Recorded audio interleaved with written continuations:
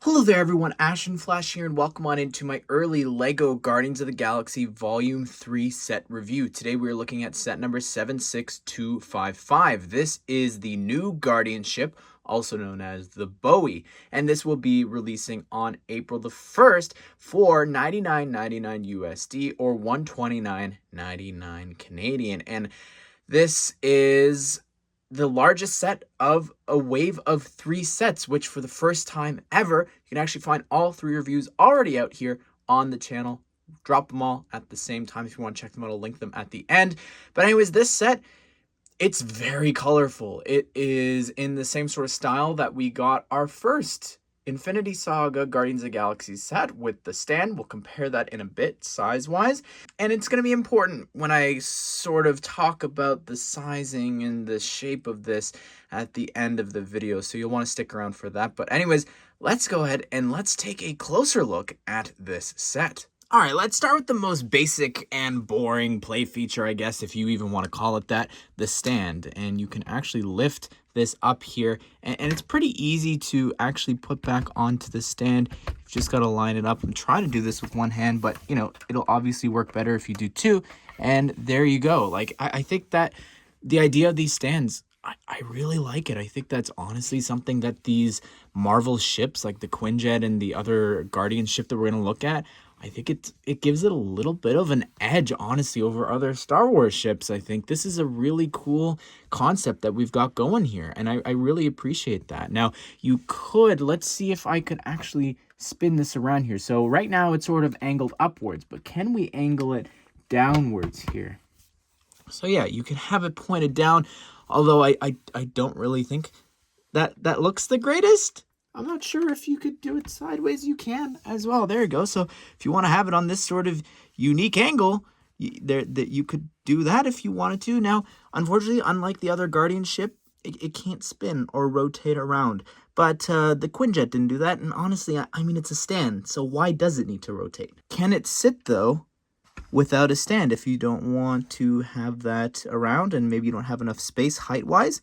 It still can. So I think that's pretty good, you know, design-wise, that it's still sturdy enough to not need the stand. All right, but let's take a closer look here at this. I really love the color scheme of it. I think the teal looks great. I don't know about the color choice for accuracy, though. It maybe should have been like this color. I think maybe would have been a little bit more accurate to the actual ship color, at least from the trailers.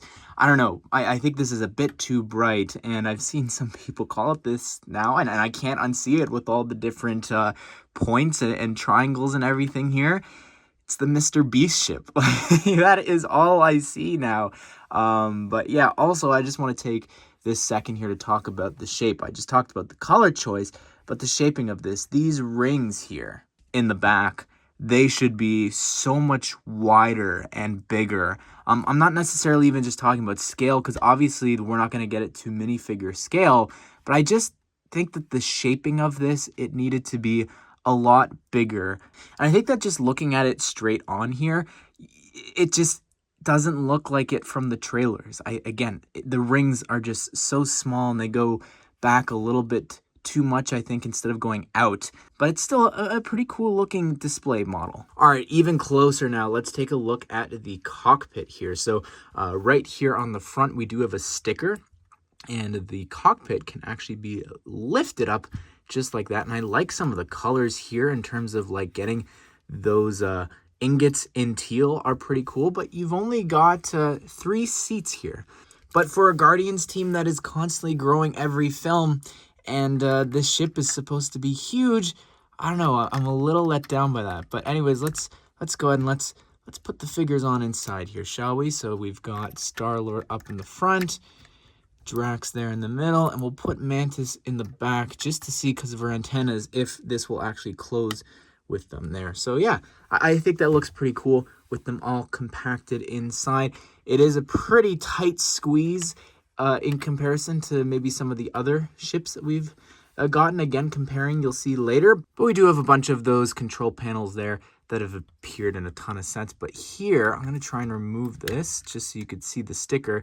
We do have this little sticker on the computer panel there for whoever is driving. So here's the undercarriage of the ship, and I don't know if this is meant to be a spot for them to have maybe store Adam Warlock, but the back of the box also has like Nebula jumping out from the bottom. So I guess you can store every figure here for the Guardians included. You do have a little computer panel piece there as well. But the side of the ship actually has two little Dorito ships, I like to call them, or little arrows. But this bit here is actually removable. You very easily pop it off of those little hinges there, and you've got your own little separate ship. And over on the other side, it's the exact same thing, exact same build, and it's very easy to remove, and they're interchangeable, of course, with the other side. But this is what it looks like without those there on the side. So here it is up close. It's really cool. I love the arches and just the shaping of this. The sticker there on the front with the grill, a little bit of pink.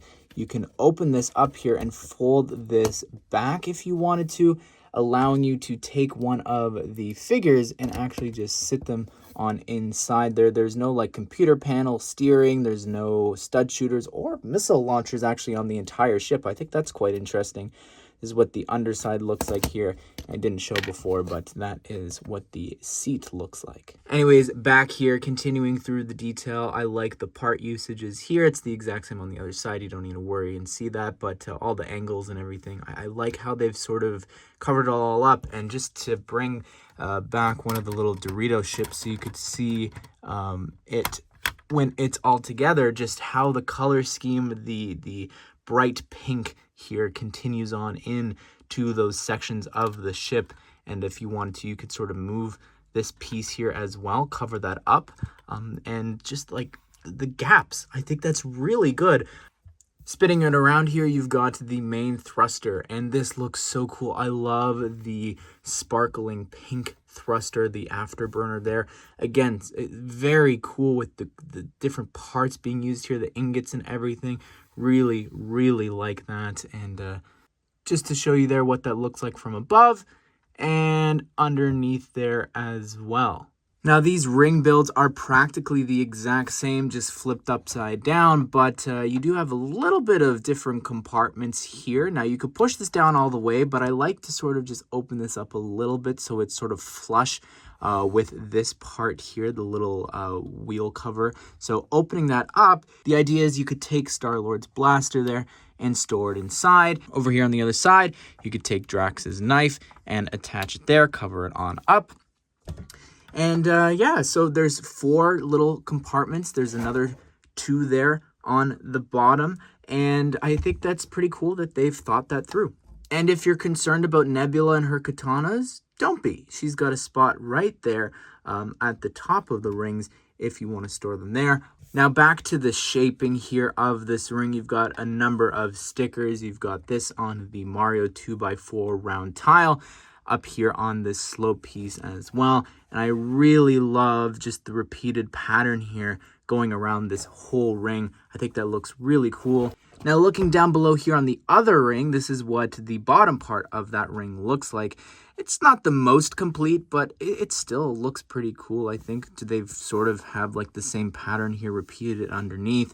And then these thrusters can actually be rotated around if you wanted to, as well as you can angle them a little bit there depending on how you want them facing. Also, something I just want to mention, we've got the Ninjago mech arms and legs here being used in another Marvel set in dark gray. I also, right here on these rings, I didn't talk about this before, I didn't show this, but you've got some stickers on the Nexonite shield pieces.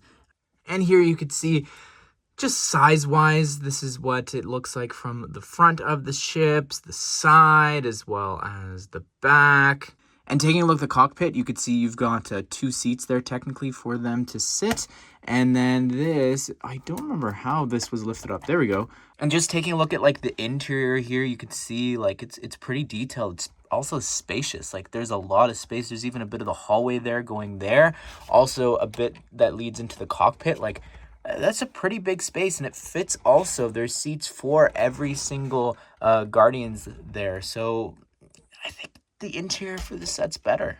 All right, I want to start with my absolute favorite minifigure here of the 3 sets. This is Adam Warlock. Like, if you would have told me 10 years ago, around the time when this theme first started, that we would be getting an Adam Warlock figure from a movie, wow, I love this figure. It's truly one of the most detailed Marvel figures because it's got leg printing, which is not something very common that we get. So when we get it, it's awesome. I really like that, and it's ironic because you'll see why in a second. But I really love as well the hairpiece. He's got my hairpiece here, the Superman 2016 Batman v Superman hair, recolored in gold, and I think that looks so cool. Really love that, and I think they've captured his likeness, Will Poulter's expression, so well. Look at that. I really love the gem printing there. You could see that on the head. Also, the little skull. Wish it was maybe Lego-wise, but that's okay. Spinning it around here, you can see he's got this smile. I think that looks great. And lifting up this cape, you've got some really detailed back torso printing. Like, overall, this is just one of the most detailed figures I love as well. And the Power Blast piece is included as well. And here is Nebula. She's actually got a brand new face if you compare it to the last Nebula figure that we got from the Advent calendar. This is a brand new head printing there, and I think it looks great. Really appreciate getting a new version of that. The torso is technically exclusive because of the metal arm, but the torso printing itself, the leg printing, I know is just saying, oh, leg printing so rare. Well, you know, when you've got the same legs being used 4 times and the same torso printing being used 5 times, it cuts down on the cost. So yeah, it would have been great to get a female torso used here for Nebula and Mantis. And here is Star-Lord, Peter Quill. Really love this figure. It is not exclusive. It does appear in another set, but the blasters here are in silver, which is sort of a newer thing, I think, for Peter. And you could see the back torso printing and the front. Very detailed uniform, the leg printing, but they're inspired by the comics, and it looks great. And if you're curious, this is what Peter's second face looks like there. It's this upset, angry expression. So yeah, Mantis here, same legs, same torso. The face, it's also the same that we've been getting from Mantis. And if I'm being honest, I really think that we could get a better face. People have been saying that since we got this face back with Volume 2. Oof, I never realized that there's a bit of a misprint there, a scratch or something on that one. But again, same back torso printing, and the hair and the little Mantis antennas, they're the same sort of rubbery material. And here is Drax, and it would have been really cool to get the torso in the sand green color so we could actually have like all the tattoos. We haven't gotten that in a while since Volume 2. So yeah, would have been great, especially since they have more of a comic book outfit and same torso, same legs, but he's got his 2 knives. And this head printing is not exclusive. This is actually the same one from the Advent calendar. Well, there you have it, everyone. That is my review of the new Guardian ship, the Bowie. And I think that this is a really fun Lego set in terms of the color scheme, the build, the different play features. You're getting some pretty cool looking figures, especially Adam Warlock.